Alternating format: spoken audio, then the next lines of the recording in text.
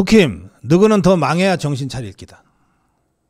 대구에서 나오는 소리입니다. 대구에서 나오는 소리. 조선일보가 차갑게 식은 TK라는 제목으로 대구 경북의 민심을 전하고 있습니다. 간단해요. 국힘 너희는 더 망해야 정신 차릴 기다. 그러면서 한국갤럽의 조사와 한국사회여론연구소 KSOI의 조사를 인용을 합니다. 우선 갤럽 조사에서는 지지율이 반토막 난 걸 그대로 보여줍니다. 대통령 선거 때 김문수가 대구 경북에서 얻은 표가 67%입니다.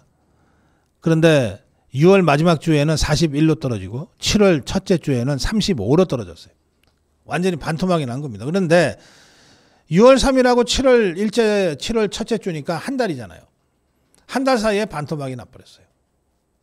TK에서 국민의힘에 대한 지지율이 35. 한 달 전에 비해서 반토막이 났다. 그런데 이유가 뭐냐? 이유가 뭐냐 따지니까 너희들 더 망해야 돼. 그러니까 국민의힘이 너무 미운 거야. 진짜 꼴보기 싫은 거야.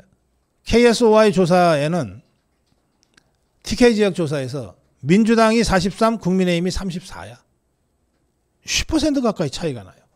TK에서 어떻게 민주당이 그것도 10% 이상 국민의힘을 이길 수 있습니까? 이게 지금 TK 민심, 분노하고 들끓고 있는 TK 민심이에요. TK 지역의 한 정치인은 이렇게 얘기합니다. 간판이 될 무게감 있는 인물이 하나도 없고 그나마 있는 현역들은 홍준표가 내놓은 대구시장 자리에 눈독 들이고 있고 또 이철우 후임 경북지사 자리에나 눈독 들이고 있고 이러니 TK 국민들이 국민의힘 버리는 게 당연하지 않냐. 지금 국민의힘은 이미 끝났다. 죽었다라고 하는 얘기가 뭐 너무 많이 나오기 때문에 그래서 신당 창당 얘기가 나오는 겁니다. 신당 창당 얘기를 하지 않는 자유파 국민이 없어요, 사실은. 저한테 국민의힘 대표 출마를 하는 게 어떠냐고 말씀하신 분들도 국민의힘이 애써서가 아니에요. 신당 창당이 너무 현실적으로 너무 힘드니까 그냥 국민의힘 접수해가지고서 개조해서 쓰면 어떠냐 이런 차원의 문제지 국민의힘이 좋아서가 아니에요. 사실상 거의 99.99%는 국민의힘 갖다 버리고 신당 창당하자는 주장입니다.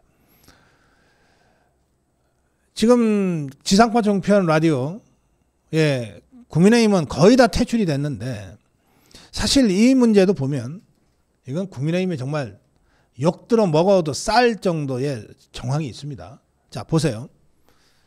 아무리 좌파들이 장악한 지상파 종편 라디오도 하더라도 저 좌파 방송들이 기계적 균형이라고 하는 거는 어쨌든 맞추려고 그래요. 그러니까 더불어민주당 국회의원 하나 부르면 국민의힘 국회의원 하나 불러주는 거예요.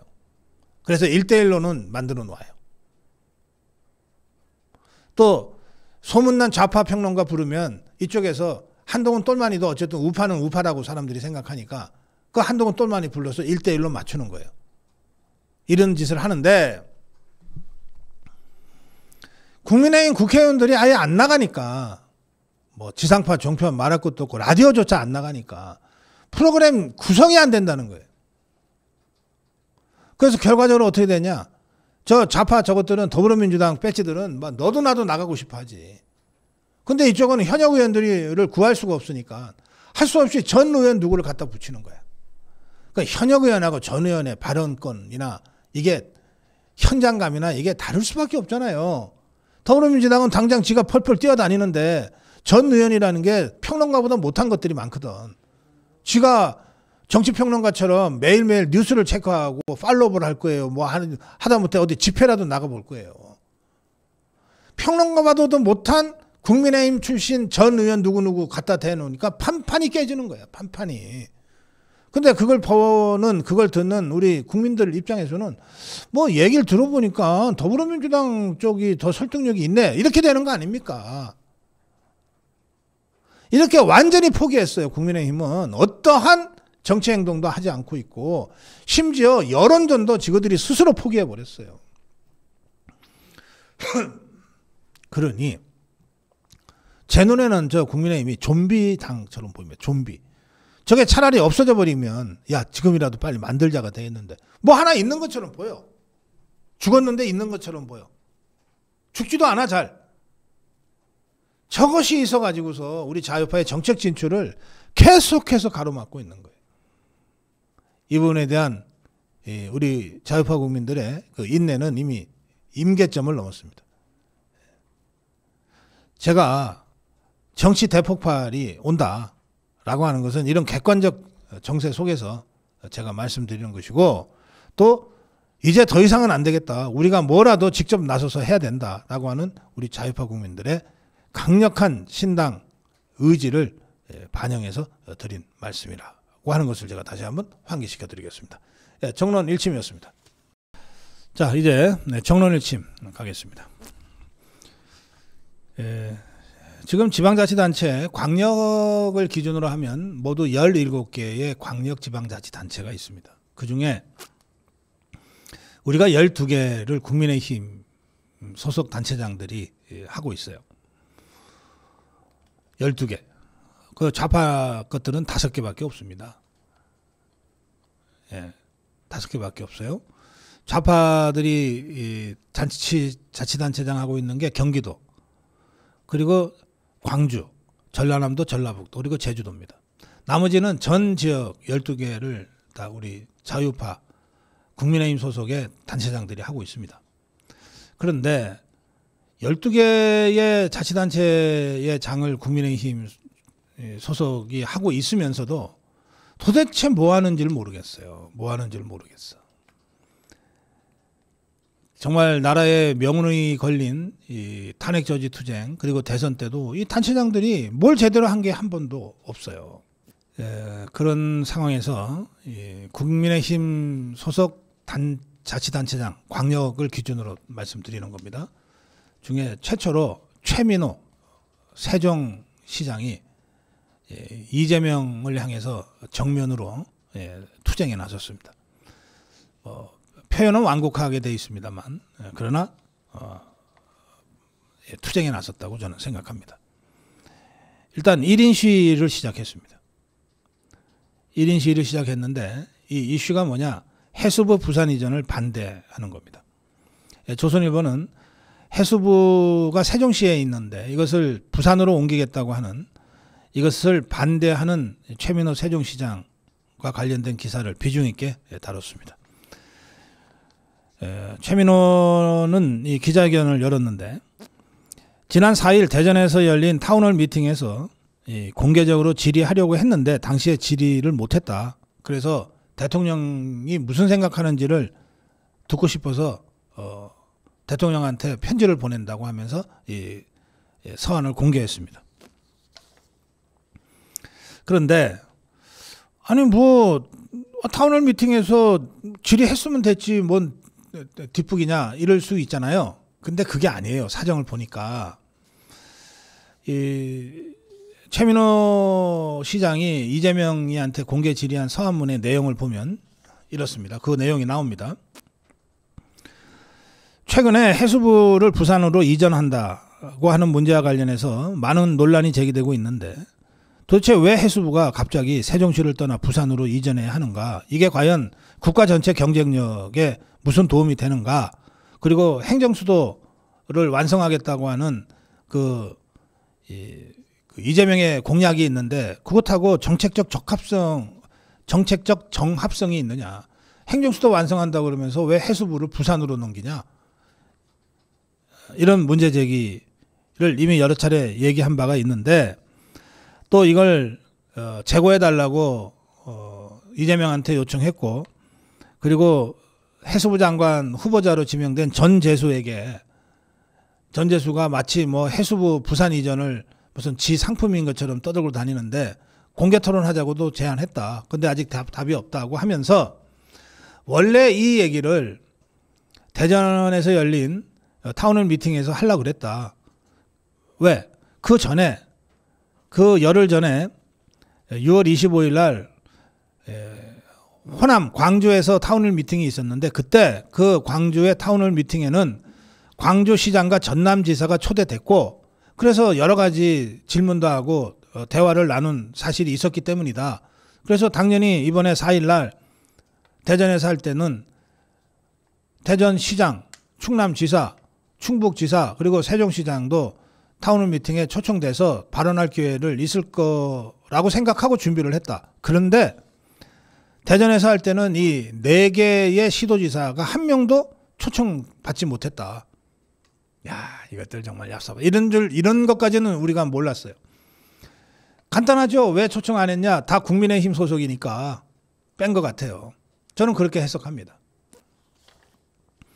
그래서 이렇게 공개서한을 통해서라도 질문을 한다고 하면서 언론 보도에 따르면 이미 세종시에서 근무하고 있는 해수부 직원과 그 세종시로 내려와서 살고 있는 해수부 직원 가족들 매우 심각한 혼란 상태에 있고 해수부 직원의 86%가 부산으로 내려가는 걸 반대하고 있다. 86%가. 그리고 만약에 부산으로 해수부를 이전하면 아예 그만두겠다고 하는 사람들이 47%나 된다. 이렇게 압도적인 반대가 있음에도 불구하고 지금 해수부를 부산으로 이전하겠다고 강행하겠다는 것인데, 네, 이 해수부의 부산 이전에 대해서 다시 재고해 달라고 하면서 네 가지 의문을 제기해요. 네 가지 의문. 첫째, 아니 지금 북극 항로를 개설하고 해양 강국을 실현한다는 국가 목표가 있는데 해수부를 그러면 조금이라도 북쪽으로 해야 되는데 세종에 있으면 됐지. 왜 이걸 부산으로 내려가냐. 그야말로 국정 비효율 낭비가 심각해진다. 둘째, 행정수도 완성이라는 공약이 있지 않냐. 근데 그걸 왜 해수부를 달랑 부산으로 옮기냐. 그게 행정수도 이전, 행정수도 완성이라는 공약과 무슨 정합성이 있느냐. 셋째, 부산의 경제활성화를 해수부 이전에 이유로 들었는데 그러면 세종은 망해도 된다는 뜻이냐. 그리고 이런 식으로 따지면 왜 부산만 경제활성화해. 대구도 해줘. 울산도 해줘. 광주도 해줘 할 때 그때마다 정부 부처 하나씩 떼서 옮겨줄 거냐. 넷째, 더구나 이거를 연내 이전으로 못을 박았다. 뭘 정책을 하려고 그래도 그 충격을 완충시키기 위한 여러 가지 조치들이 필요하고 또 이전하자마자 원활하게 움직일 수 있도록 준비도 필요한데 어떻게 날짜를 못 받고 이걸 강행하냐. 뭐 군사작전하는 거냐. 이 네 가지에 대해서 직접 답해라. 이렇게 표현은 매우 완곡하고 정중하지만 이재명이한테 직접 질문을 했습니다. 이재명이가 답변할 수 있을까요? 오로지 지금 이재명이 눈에는 어떻게든 이렇게라도 해서 부산시장 먹어야 되겠다. 이거밖에 없는 상황인 것 같습니다. 제 눈에는 그렇게 보여요. 자, 다음으로 가겠습니다. 여러분들 사연 중에 이런 사연이 있었습니다. 5968님. 박사님, 25만 원 나눠주면서 재명이가 우리를 굴복시키려고 하네요. 이게 15만 원부터 53만 원인가까지 차등을 둔다 그러는데 아마 많은 우리 국민들은 25만 원 대상이 될 거예요. 15만 원은 상위 10%니까 나머지 대부분은 25만 원씩 받을 것 같은데 어쨌든 지금 15만 원이라고 하고 이제 우리가 지금 계산하고 있는 건데요. 25만 원이든 15만 원이든. 근데 이제 5968님 의견은 이런 겁니다. 우리를 굴복시키려고 하는데 문재인이가 지원금 줄 때하고는 다른 방법이 달라요. 지원금 신청을 해야 준다네요. 그러면서 내가 돈 준다는데 너희들이 그걸 거부할 수 있어? 이러고 있어요. 지원금 남편 거랑 합쳐서 후원하려고 했는데 저게 신청까지 하라 그러니까 차라리 안 받고 말지 신청은 안 하겠다는 생각이 듭니다. 그래서 이 소비 쿠폰 받고 그에 해당하는 만큼 그 기금을 만들자고 하는 제안 다 같이 한번 더 생각을 해봐야 될 것 같습니다. 예. 아무리 그게 필요하고 중요한 일이라고 해도 이렇게 완전히 그 백기 항복하듯이 꿇어 할 때 꿇고 받는 방식 이렇게까지 해야 되는지는 다시 한번 생각을 해봐야 될 것 같습니다. 예, 이런 의견이십니다. 네, 또 저는 아주 지당한 의견이다. 예, 그런 생각이 듭니다. 자, 그런데 이제 이 문제와 관해서 좀 생각을 좀 같이 해 보셨으면 좋겠어요. 그 도태우 변호사가 기자회견을 했는데, 기자회견을 하면서 국민재단 빚, 이 빚은 빛나다 할 때 빚입니다. 그리고 소비 쿠폰은 우리 국민 세금으로 빚을 내서 주는 거니까 빚을 빛으로, 이런 이제 구호를 내세웠습니다. 안녕하십니까. 선진변호사협회 대표 도태우입니다. 재난지원금, 청년수당, 기본소득 언젠가부터 일하지 않아도 돈을 받게 하는 것을 간판정책으로 내건 정권이 들어섰습니다. 그러나 전국민 대상으로 60조에 육박했던 코로나 재난지원금도 하늘에서 떨어진 돈이 아닙니다. 우리가 낸 피 같은 세금이며 나라의 빚입니다. 2019년도까지만 해도 국가채무 723조였습니다. 723조였습니다. 그런데 지금은 거의 2배로 늘어 현재 국가채무 1300조에 육박합니다. 지급해야 하는 이자만도 연간 20조, 하루에 550억이 넘습니다. 국가 재정 상황이 이런데도 이재명은 등장하자마자 세금 10조 원, 그리고 20조의 국가 빚을 낸 추경으로 전 국민에게 소비 쿠폰 지급하기로 했습니다. 나라 돈과 빚으로 잔치 벌이면 그 빚은 누가 갚는 것입니까? 집안 가장이 일어나지 않고 빚을 내 잔치 벌이면 그 빚은 누가 갚는 것입니까? 결국 그 빚잔치는 미래 세대에게 고통을 떠넘기는 부끄러운 행위입니다. 대한민국이 지금과 같이 놀라운 성장을 이룩한 것은 거저받은 천년자원이나 상속재산 때문이 아니었습니다. 오직 성실, 자조, 창의의 정신력으로 전쟁의 폐후에서 한강의 기적을 이룬 것입니다. 소비 쿠폰에는 성실, 자조, 창의의 정신이 없습니다. 소비 쿠폰은 오히려 성실, 자조, 창의의 정신을 파괴합니다. 대한민국을 이렇게 세운 진짜 기초를 파괴하는 것입니다.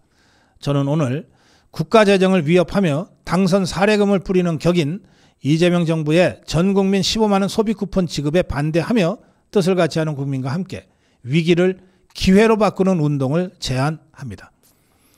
소비 쿠폰을 신청하지 않고 수령을 거부하는 것만으로는 부족합니다. 저는 7월부터 지급된다는 1인당 15만 원의 소비 쿠폰과 정확히 같은 액수를 1인당 출자액으로 하여 이재명 정부와 같은 현금 살포 정책에 반대하는 활동을 고유 목적으로 하는 공익재단 설립운동을 시작하겠습니다. 망국적인 정부가 쏘는 화살을 되돌려 망국적인 정책을 무너뜨리는 화살이 되게 하자는 것입니다. 삼국지 제갈공명은 안개가 자욱한 날 허수아비로 가득 채운 배를 강물에 띄워 적군의 화살을 얻어냅니다. 제갈공명의 허수아비 전술처럼 이재명 정부가 뿌리는 쿠폰을 모아 대한민국의 자유와 미래를 지키는 공익재단을 설립하자는 것입니다.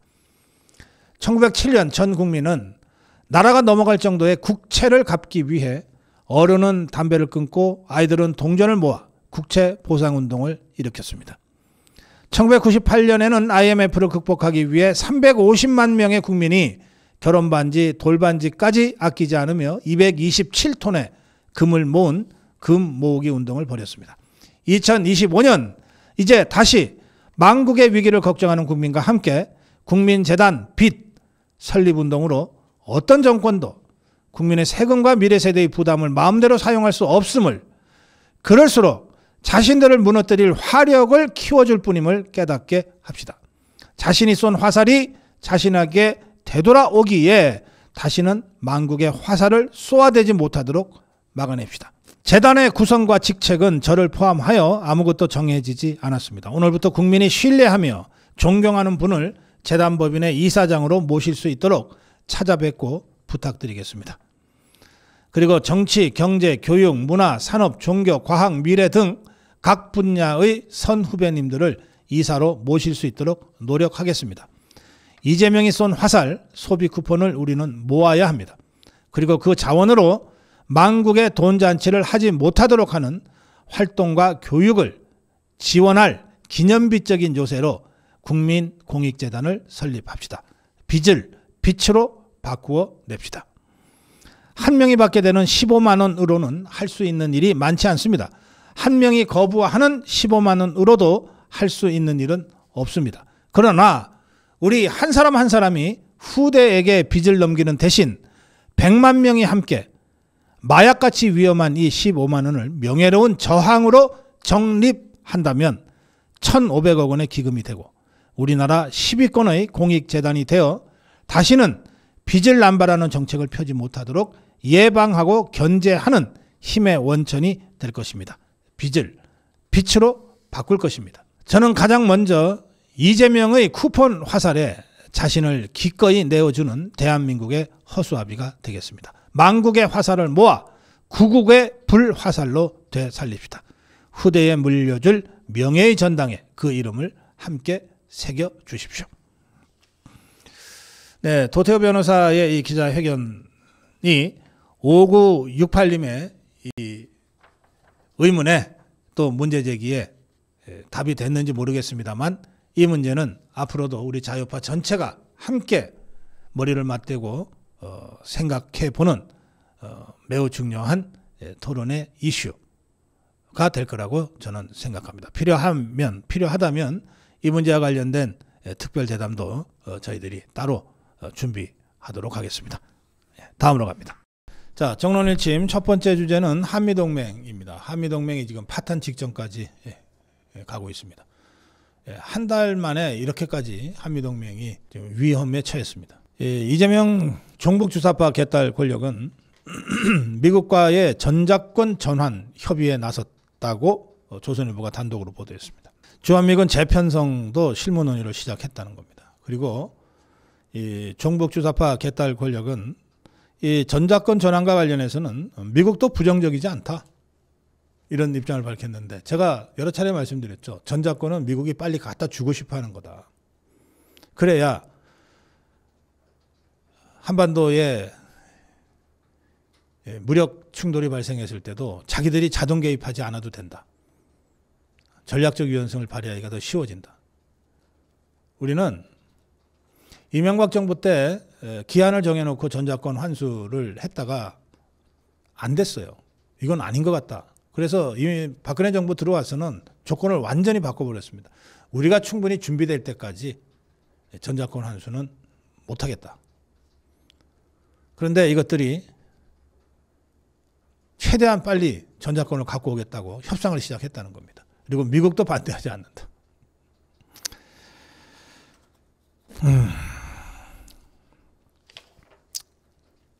핵심은 전작권 언젠가는 갖고 와야 됩니다. 그런데 핵심은 우리가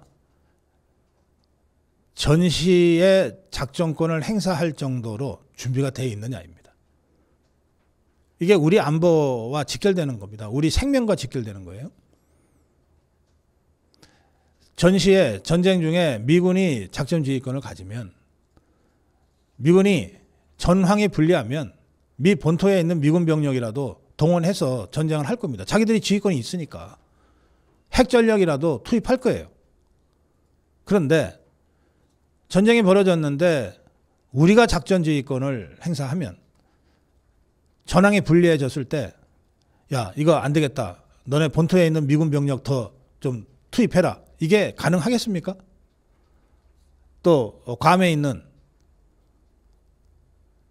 미국의 그 핵전력, 핵 항공모함이나 또는 핵 잠수함이나 또는 핵 전략 폭격기 이런 것들을 우리 무기처럼 마음대로 운영하고 쓸 수 있습니까?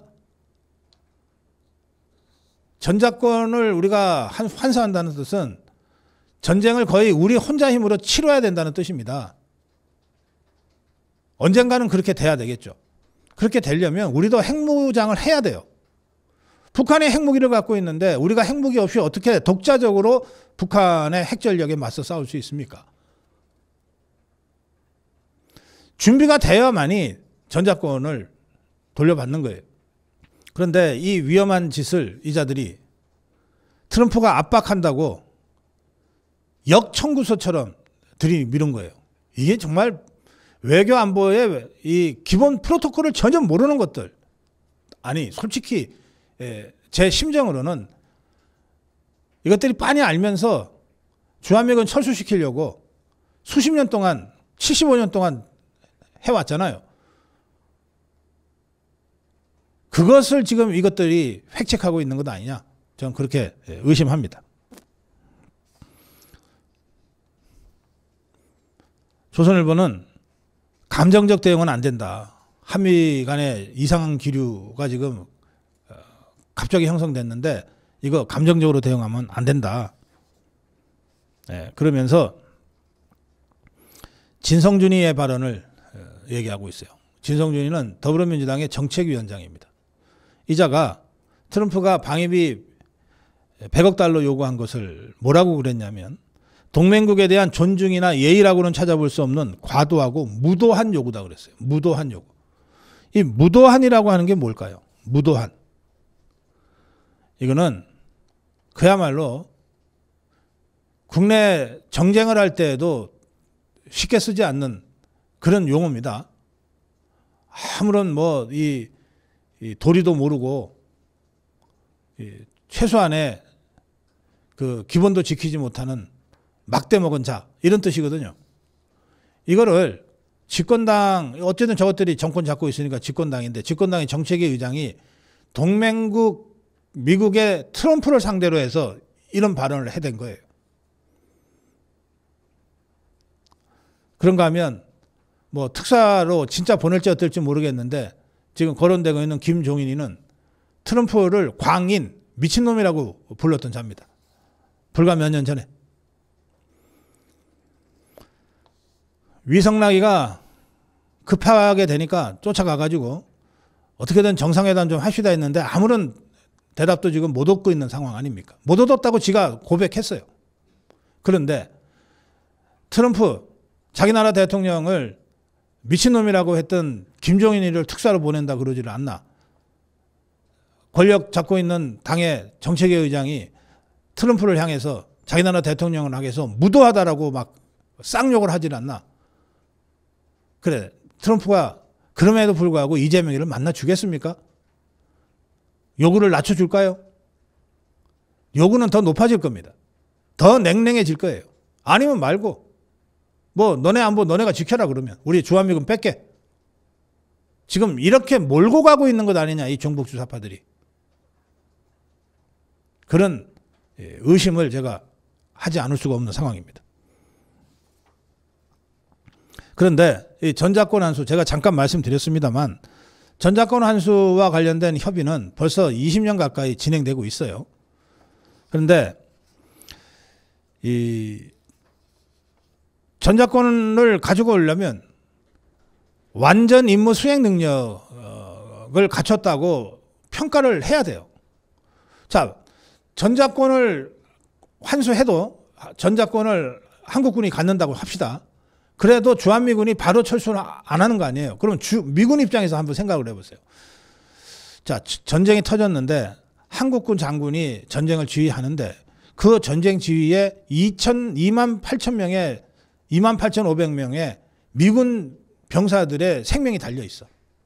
그러면 미국 입장에서는 한국군이 과연 28,500명의 미군 병사의 생명까지 포함해서 작전을 수행할 능력이 있냐 없냐, 그걸 안 볼 수가 없잖아요.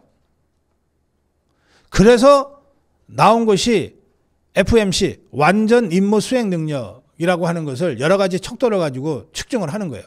그래서 완전 임무 수행 능력을 확보했을 때 전시작전권을 넘긴다라고 하는 게 한미 양국 정부 간에 10여 년 전부터 합의되어 온 거예요.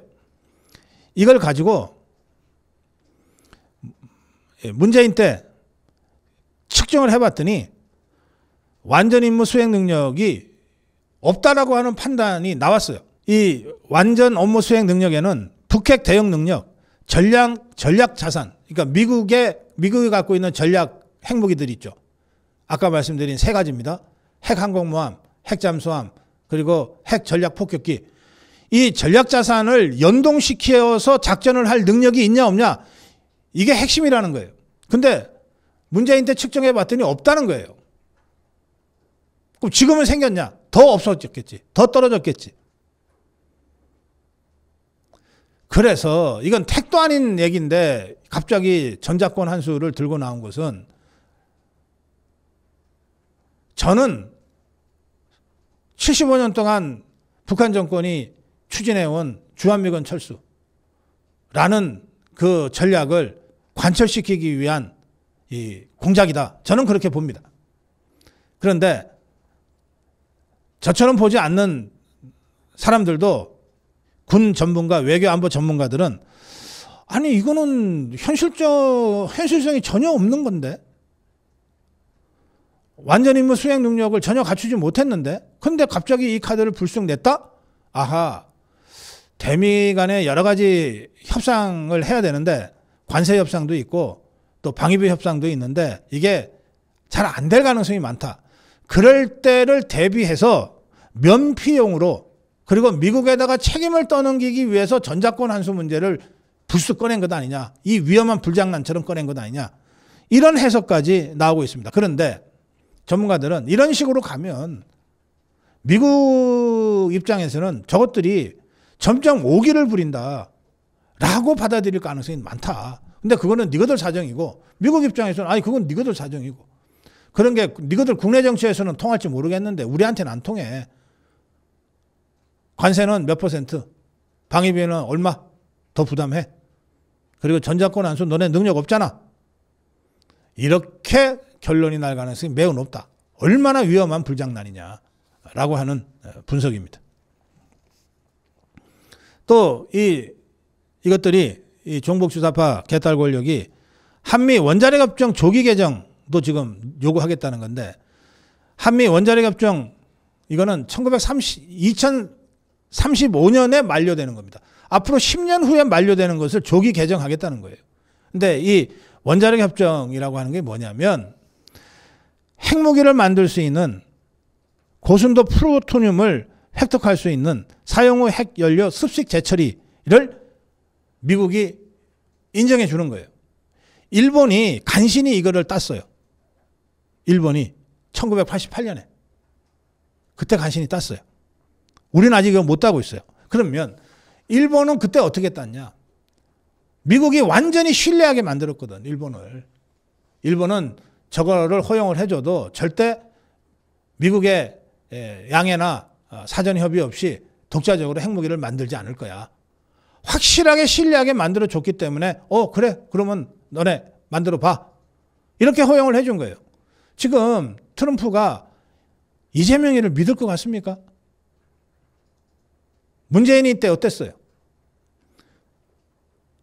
불과 하루 있다가 파토낼 하노이 노딜까지도 사전에 알려주지 않았잖아요. 못 믿으니까.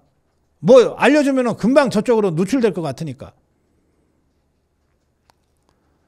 그래서 이재명이가 이런 식으로 협박하고 겁박하고 보여주기 식으로 하는 거 이게 국내 정치에서는 혹시 먹힐 수 있을지 모르나 그야말로 냉혹하기 짝이 없는 국제 정치에서는 지 스스로의 고립을 자초하는 걸로 끝날 수밖에 없다.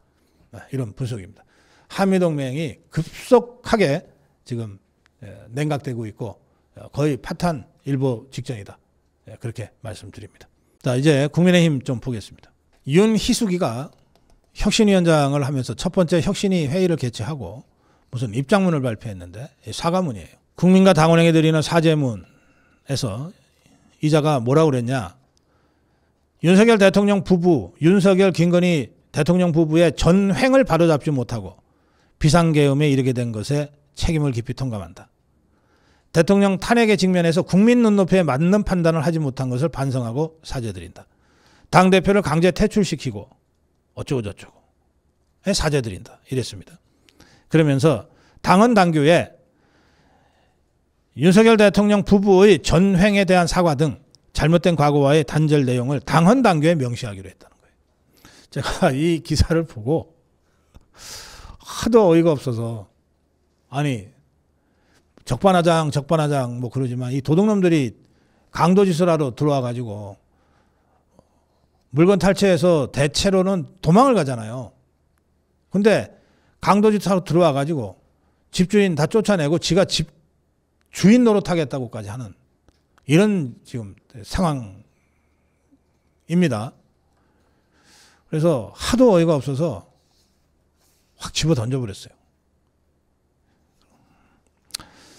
그런데 뭐 제 감정으로 방송할 일은 아니라서 다시 좀 마음을 가라앉히고 좀 몇 가지 정리를 해서 말씀을 드리려고 했는데, 마침 김소연 변호사가 이 윤희숙이의 이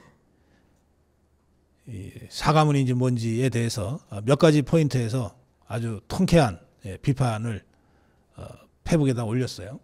그래서 제가 그거를 좀 인용해서 그냥 짧게 말씀드리겠습니다. 윤희숙 기자가 대통령 부부의 전행을 바로잡지 못해서 뭐 하면서 사과한 부분과 관련해서 김소연은 이렇게 얘기합니다. 말은 좀 바로 하자. 야, 대통령 부부 전행을 바로잡지 못해서 비상계엄이 일어났냐? 저것들이 끊임없이 윤석열 대통령 공격하고 김건희 여사 공격할 때 니그들 안에서 먼저 마리 앙투아네트가 어쩌고 저쩌고 하면서 부안해동하는 바람에 사태가 이렇게 엉망으로 된 것 아니냐. 마리 앙투아네트. 그 한동훈이가 끌고 온 김경률이라는 자가 이렇게 시작을 했죠. 내부 분탕질, 내부 배신질을 그렇게 시작을 한 겁니다. 또 탄핵 정국의 국민 눈높이에 맞는 판단을 하지 못했다? 그러면 네 말대로라면 그러면 국민의힘 당이 탄핵에 앞장서고 탄핵에 찬성하고 헌법재판소에 가서 제발 탄핵 좀 시켜주세요라고 데모라도 했어야 됐냐. 그동안 여의도 연구원장 했잖아. 그럼 적어도 수많은 여론조사에서 우리 당원의 90%가 국민의힘 당원의 90%가 윤석열 대통령 탄핵은 기각되어야 한다. 직무복귀를 해야 한다. 라고 원하는 여론조사는 그러면 한 번도 안 본 거냐 못 본 거냐. 당원의 눈높이, 국민 눈높이에 맞는 판단을 못했다고 하는데 당원의 눈높이, 국민 눈높이는 대통령 복귀였다. 너네 대통령 복귀를 위해서 한 게 뭐 있냐. 그래놓고 이제 와서 그걸 사과를 해? 또 당의 주인이 당원임을 망각하고 뭐 이렇게 돼 있는데, 그래 당원의 뜻이 탄핵 반대였다. 당원의 뜻이 탄핵 반대였다. 그런데 탄핵을 앞장서서 주동하고 배신했던 자들은 여전히 지금 당에 있지 않냐. 한동훈 일당들은 여전히 당에 있지 않냐. 이번 전당대회에도 나와서 당권 잡겠다고 하지 않냐. 뭐 전당원 투표를 통해서 물어보겠다 어쩌고 저쩌고 하는데 좋아, 물어보자. 뭘 물어봐야 돼? 박근혜 대통령 탄핵 정당했냐? 윤석열 대통령 탄핵 정당했냐? 그들을 배신한 김무성이, 유승민이, 한동훈이가 계속 당에 남아있어야 되느냐를 전당원한테 한번 물어보자. 또 가족까지 동원해서 가족 명의로 당원 게시판에 대통령 부부 비난글을 계속 올린 이 행위가 정당하고 처벌받지 않아도 되는 건지를 전당원한테 한번 물어보자. 전당원 투표 그렇게 좋아한다면 그런 걸 물어보자. 그러면 또 당대표 강제 퇴출시키고, 여기서 나오는 당대표는 이준석이를 얘기하는 것인데, 이준석이는 강제 퇴출된 것이 아니고 이준석 본인이 받은 성상납 증거인멸 교사 혐의로 당의 윤리위에서 당원권 정지를 받은 것이다. 모든 것은 당원 당규가 정한 절차대로 진행된 것이다. 그리고 이것에 이준석이가 여러 가지 형태로 법적 대응을 하고 저항을 했지만 끝내 이기지 못했다. 누가 쫓아냈다는 것이냐 도대체. 누가 강제 퇴출했다는 뜻이냐. 참고로 얘기하면 이준석 성상납 사건은 재차 고소고발당해서 서울경찰청에서 지금 수사 중이다. 총선 참패하고도 쇄신하지 못해서 죄송하다. 총선 2024년 총선입니다. 총선 참패 명백하지 않냐. 그 원인이, 이유가 공천 실패, 자해 공잘, 스스로 자멸하지 않았냐 한동훈이가. 그리고 적어도 이 한동훈이한테 수혜를 받았던 자들 좀 입 좀 다물라. 윤희숙이도 그 중에 하나지. 김소연이 윤희숙의 그 대국민 사과문에 대해서 몇 가지 부분에 있어서 말은 좀 바로 하자고 하면서 지적한 분들이 매우 적확한 지적이라고 판단이 돼서 제가 여러분께 전해드리는 걸로 제 논평 대신하겠습니다. 윤희석 같은 것 때문에 제가 입 더럽히기 싫습니다. 정론 1심이었습니다. 한미 디커플링이 시작됐다. 이게 뭐 언론들이 자꾸 쓰니까 저도 쓰는데요. 디커플링 별거 아닙니다. 커플이라고 하는 게 짝이잖아요. 짝. D는 이제 부정적인 뜻을 의미합니다. 그러니까 디커플링은 짝이 헤어지기 시작했다 이런 뜻입니다. 디커플링 헤어지기 시작했다. 한미 동맹이 와해되기 시작했다 이런 뜻입니다. 조선일보는 그 한미일 합참회의가 이제 이재명이가 정권 잡고 난 다음 첫 번째로 열렸는데 이 합참회의에서 작년에도 이게 있었어요. 매년 있는 겁니다. 한미일 3국의 합참의장들이 모이는 회의인데 작년에는 중국의 위협, 북한과 러시아의 그 우크라이나 전쟁, 침략 이런 것들을 규탄하는 문구가 있었는데 이번에 한미일 합참회의에서는 이게 다 빠졌다는 거예요. 그러면 미국의 입장이 바뀐 거냐? 아닙니다. 일본의 입장이 바뀐 거냐? 아닙니다. 그런데 왜 빠졌을까요? 이재명이 쪽에서 이거 넣으면 안 된다고 고집 부리는 바람에 결국은 빠지게 됐다는 거예요. 이번 한미일 합참회의는 서울에서 열렸거든요. 그러니까 아무래도 이재명 권력의 입김이 더 강하게 들어갈 수밖에 없는 상황이었습니다. 그래서 이 정부가 이렇게 설명합니다. 우리 측이 중국이나 대만에 대한 직접적 언급을 뺀 게 맞다.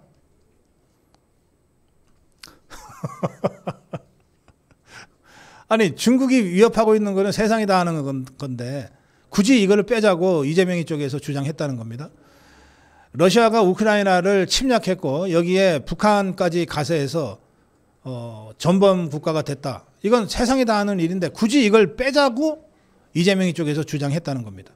그래서 어쩔 수 없이 미국 합참의장, 일본 합참의장이 뭐 그렇게 반대한다면 억지로 넣을 수는 없으니까 하고 뺐지만 미국 합참의장 댄 케이는 이렇게 주장했습니다.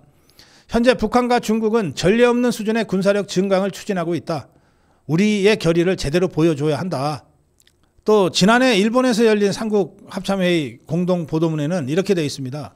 남중국해 등 영내에서 불법적 해상 영유권 주장을 뒷받침하기 위한 중국의 위험하고 공격적인 행동이 증가한 것을 우려한다. 일방적 힘에 의한 현상 변경 시도에 반대한다. 이런 문구가 있었던 거예요.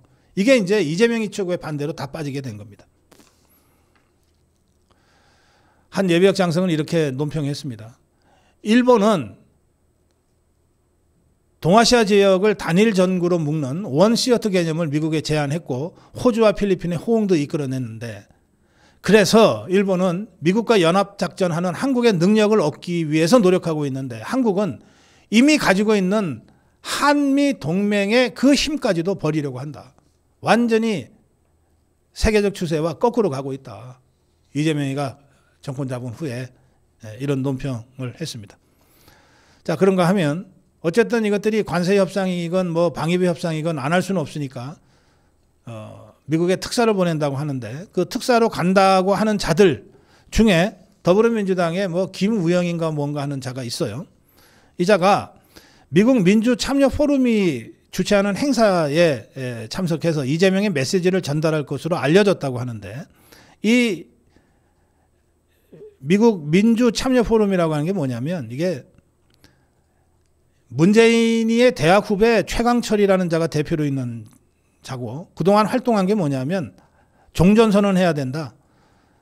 미국과 북한 간의 연락사무소 개설해야 된다. 뭐 이따위 얘기들을 계속 해왔던 자입니다. 그리고 종전선언을 가장 앞장서서 했던 그 미국의 그 하원 의원이 있어요. 브래드 셔먼이라고 하는 자가 있는데 이 브래드 셔먼은 트럼프한테 아주 직격탄을 맞아서 찌그러져 있는 자인데 어쨌든 이 브래드 셔먼이라는 자한테 훈장 수여를 추진하고 있는 이런 황당한 단체이기도 합니다. 거기에 이재명의 특사라고 와갖고서 거기 가서 뭘 하겠다는 거예요. 그러니 이 트럼프 행정부 입장에서 한번 생각해 보세요.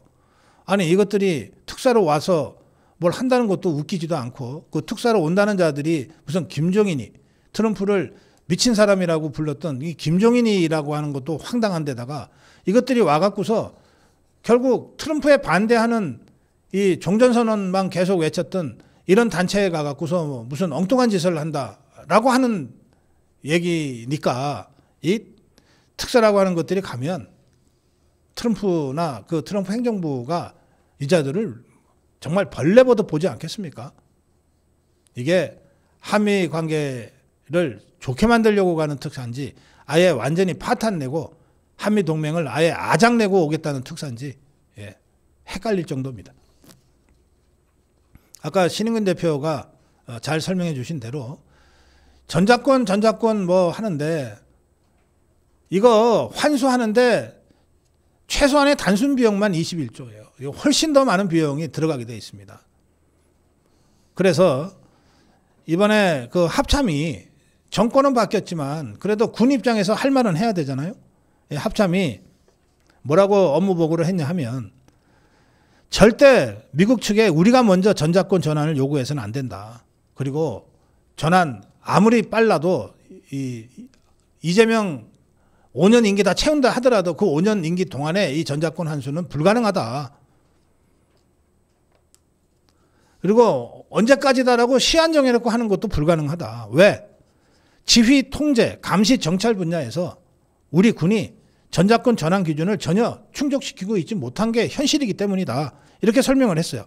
이 중에 이제 그 감시 정찰과 관련돼서는 아까 신인근 대표가 자세하게 설명을 드렸으니까 저는 이 중에 제일 핵심은 지휘 통제 능력이라고 봅니다.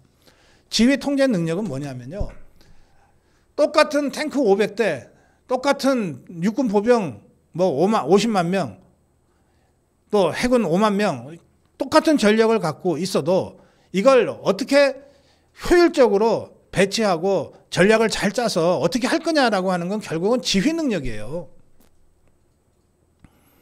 우리가 6.25 전쟁의 전사를 얘기할 때 메가더가 없었다면 과연 이길 수 있었겠느냐? 백선엽이 없었다면 과연 우리가 낙동강을 사수할 수 있었겠느냐? 워커가 없었다면 과연 낙동강 전선을 사수선으로 설정할 수 있었겠느냐? 이게 다 누가 지휘하는가에 따라 다 달라지는 거란 말이에요.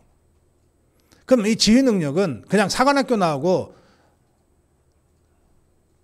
2년, 3년 지나서 한 계급씩 착착착착 올라가서 별 3개, 4개 달면은 그냥 자동적으로 생기는 거냐? 안 그렇습니다.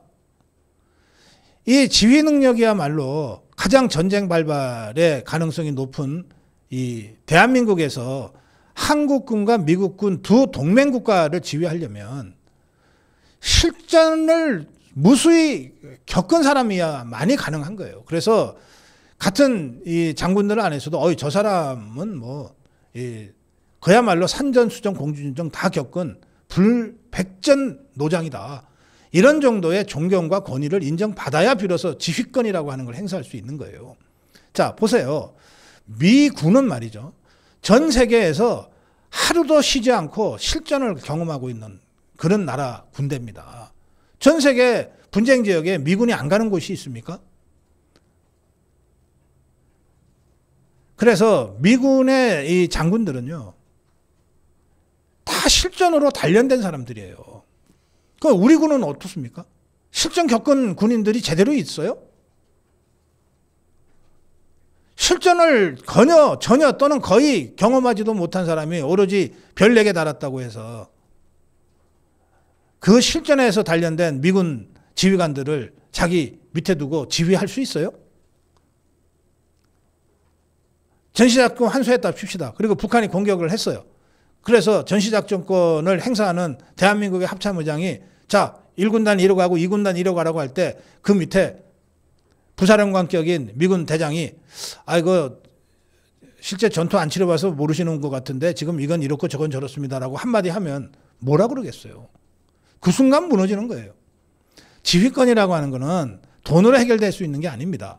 그래서 지금 뭐 엄청난 추가 예산을 우리가 부담해야 되기도 하지만 또 전시작전권이 우리한테 오는 순간 미국은 사실은 자기들 1차 책임이 아니니까 이 전쟁이 그런 부분도 있지만 그 중에서도 핵심은 이 지휘 역량을 구축하는 게 절대 하루아침에 되지 않는다. 돈 쏟아 붓는다고 되는 것도 아니다.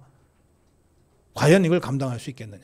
더구나 전 세계에서 가장 전투를 많이 치르는 미군을 지휘해야 되는데 그게 가능한 얘기냐. 저는 이 문제가 아주 핵심적인 문제다라고 하는 점을 여러분들이 이해하실 필요가 있다.